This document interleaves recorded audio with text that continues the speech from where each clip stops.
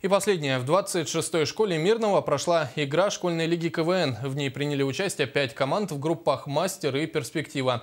Как справились школьники с главной задачей любого КВНщика – шутить и веселить зрителей, узнали наши коллеги из Алмазного края.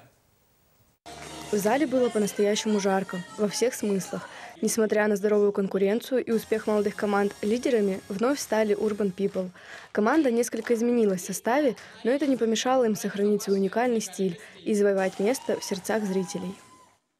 Мне больше всего симпатизируют Urban People. Они уже у них опыт есть. Мне они очень нравятся, всегда смешно. Успеха добились и другие, не менее талантливые команды. Например, «Хэппики» из группы «Перспектива». Они получили в сумме 70 баллов и стали победителями среди своих соперников и даже обошли команду «Мастеров». Джинсы набрали грязи и прилипли.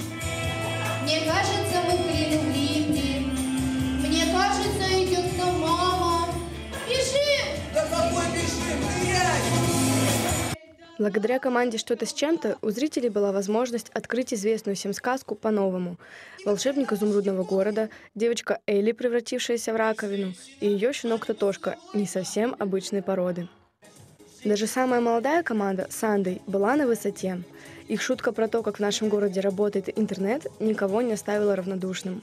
1%.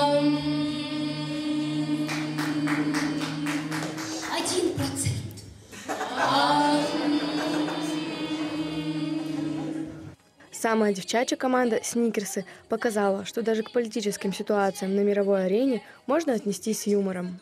Что было бы, если бы Обама был девушкой?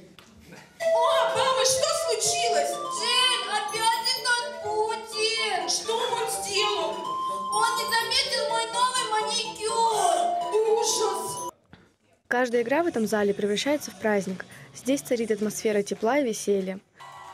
Этим милым, забавным прощанием и закончилась очередная школьная игра КВН. Для одних она стала настоящим триумфом, а для других – стимулом для исправления ошибок и дальнейшего развития.